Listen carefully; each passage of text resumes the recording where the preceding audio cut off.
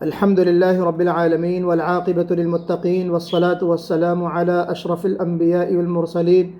وعلى آله وصحبه أجمعين وعلى من اتبعهم بإحسان إلى يوم الدين. أما بعد فأعوذ بالله من الشيطان الرجيم. بسم الله الرحمن الرحيم. إن عدة الشهور عند الله 12 شهرا في كتاب الله يوم خلق السماوات والأرض منها 4 حرم ذلك الدين القيم فلا تظلموا فيهن أنفسكم. صدق الله العظيم. فإن أصدق الحديث كلام الله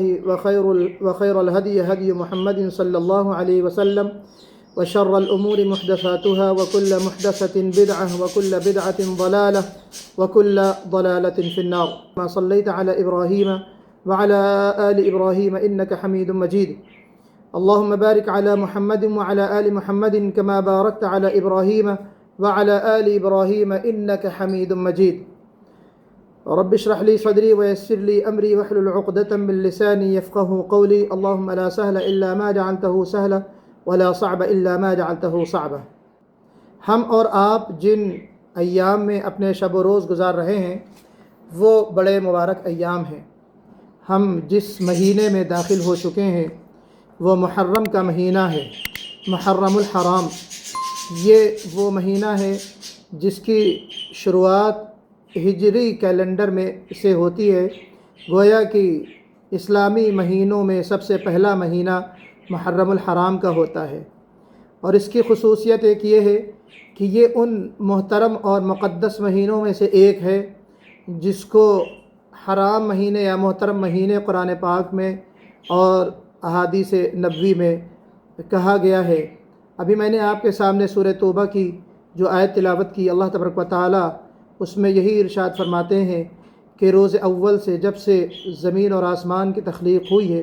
اس وقت سے 12 مہینوں کی ترتیب چلی آ رہی ہے، اور ان 12 مہینوں میں 4 مہینے ایسے ہیں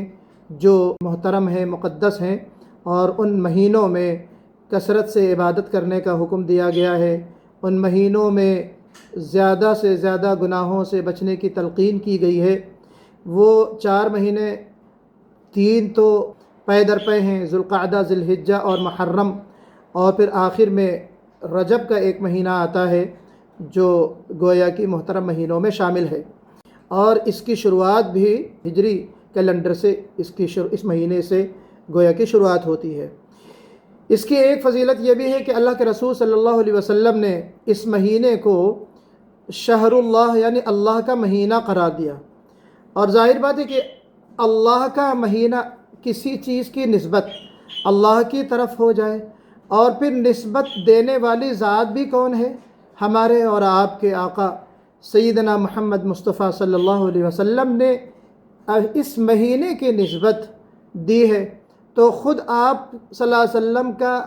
یہ کہنا ہی کافی تھا، نہ کہ اللہ کے رسول صلی اللہ علیہ وسلم نے نسبت دی کس چیز کی طرف؟ اللہ کی. کس ذات کی طرف نسبت دی؟ اللہ کی ذات کی طرف نسبت دی. تو شہر اللہ المحرم کہ یہ گویا کہ اللہ کے رسول نے فرمایا کہ یہ اللہ کا مہینہ ہے. تو گویا کہ اس مہینے کی فضیلت اور قدر اور منزلت یوں ہی ہمارے سامنے اللہ کے مہینے کی کہہ کر یا اللہ کی طرف منسوب کر کے ہمارے سامنے اس کی اہمیت واضح ہو جاتی ہے. اس مہینے کا یوں تو یہ جو 4 مہینے ہیں جن کو ہم محترم مہینے کہتے ہیں، ان میں کثرت سے عبادت کا حکم دیا گیا ہے. سلف صالحین ان 4 مہینوں میں اپنے نیکیوں کو بڑھا دیتے تھے، اعمال خیر میں اضافہ فرما دیتے تھے، کرتے تھے، اور نیکی کے خوب کام کرتے تھے. اور اسی طریقے سے ان کا طریقہ یہ بھی رہا ہے، اور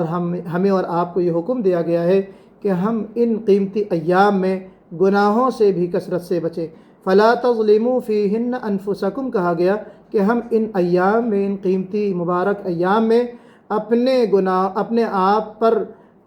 ظلم نہ کریں. مطلب گناہ کر کے اللہ کی پکڑ کے مستحق نہ ہوں، اللہ کے عذاب کے مستحق نہ ہوں، تو ہم اپنے آپ پر ظلم کرنے والے نہ ہوں.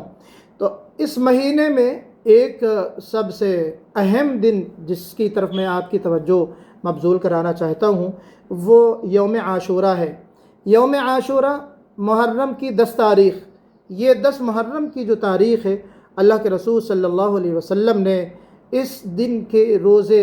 رکھنے کی اپنے صحابہ کو تلقین فرمائی، اور آپ صلی اللہ علیہ وسلم نے فرمایا کہ صیام یوم عاشوراء احتسب علی اللہ ان یکفر السنۃ التی قبلہا، اللہ تبارک و تعالیٰ پچھلے 1 سال کے گناہ معاف فرما دیں گے۔ یعنی عاشورہ کے دن کا روزہ اگر کسی نے رکھا ہے تو پچھلے 1 سال کے گناہوں کا وہ روزہ کفارہ بن جاتا ہے۔ البتہ ایک چیز ہمیں اور ملتی ہے کہ نبی کریم صلی اللہ علیہ وسلم جب مدینہ تشریف لائے، آپ کے ساتھ صحابہ کرام تھے، اور وہاں لوگوں نے دیکھا کہ آپ صلی اللہ علیہ وسلم کو بتایا گیا کہ آج یعنی 10 محرم کے دن، یوم عاشورہ کے دن یہود بھی روزہ رکھتے ہیں۔ چنانچہ یہ ہمیں متعدد طرق سے ہمیں روایت ملتی ہے، حدیث ملتی ہے حضرت عبداللہ ابن عباس رضی اللہ تعالی عنہما سے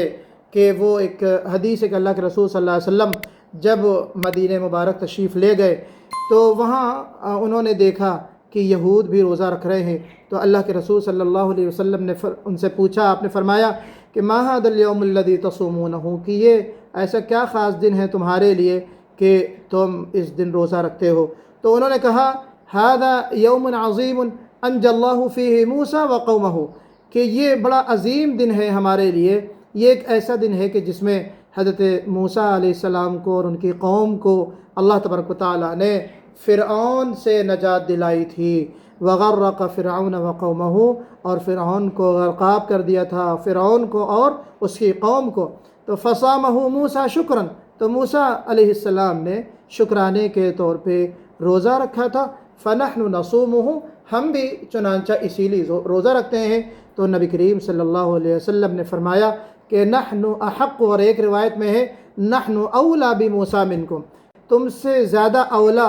اور حقدار ہوں کہ میں ان کے اس شکرانے کی پیروی کروں، پیروی کے طور پہ میں بھی گویا کہ روزہ رکھوں۔ فصامہ رسول اللہ صلی اللہ علیہ وسلم، روایتوں میں آتا ہے وَأَمَرَ بِالصِّيَامِ، کہ اللہ کے رسول صلی اللہ علیہ وسلم نے بھی روزہ رکھا اور اپنے پیارے صحابہ کو بھی روزہ رکھنے کا حکم فرمایا۔ تو 10 کی جو اہمیت ہے اپنی جگہ ہے، لیکن ہمیں اور آپ کو یہ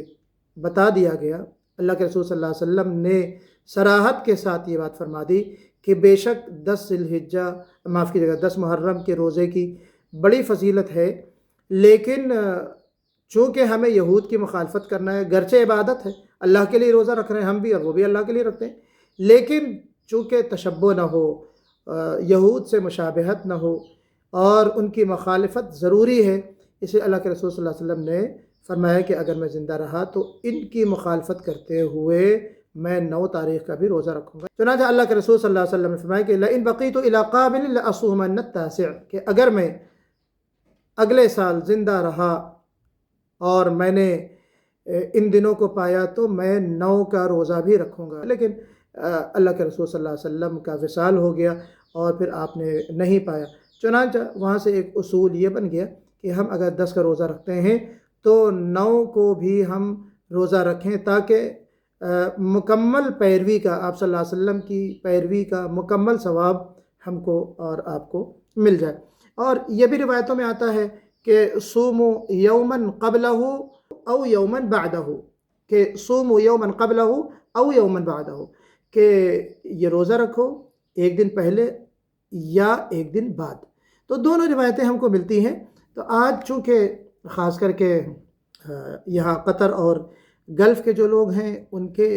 لیے بھی یہ بات ہے کہ آج چونکہ یہاں 9 تاریخ ہے اور ہندوستان بر صغیر میں آج 8 تاریخ ہے، تو ان کے لیے دونوں دن موقع ہے انشاءاللہ۔ اگر انہوں نے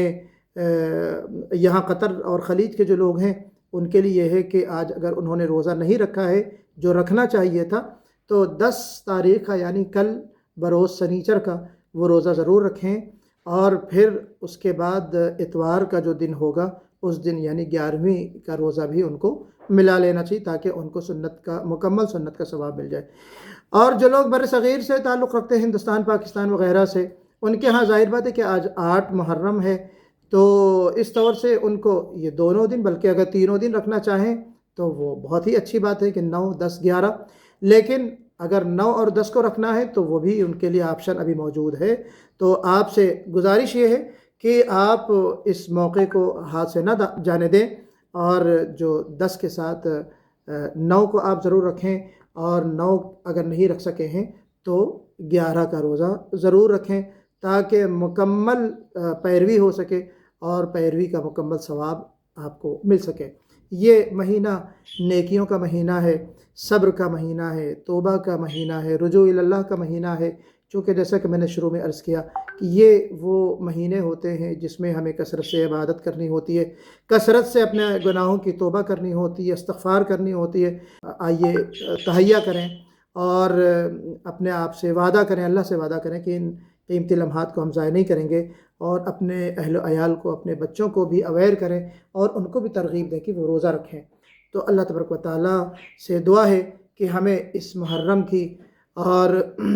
اس طرح کے جتنے بھی قیمتی ایام ہیں، قیمتی لمحات ہیں، اللہ تعالیٰ ہمیں ان کے قدر کرنے کی توفیق عطا فرمائے، اور جو بھی ہم عمل کریں اللہ تعالیٰ ان تمام اعمال خیر کو قبول فرمائے، جو کمی اور کوتاہی رہ جائے اللہ رب العزت اس کو معاف فرمائے، اور مجھے بھی اور آپ کو بھی کہنے سننے سے زیادہ عمل کرنے کی توفیق عطا فرمائے۔ اقول قولی ھذا فاستغفر اللہ لی ولکم اجمعین واستغفروہ انہ الغفور الرحیم، وآخر دعوانا ان الحمد للہ رب العالمین۔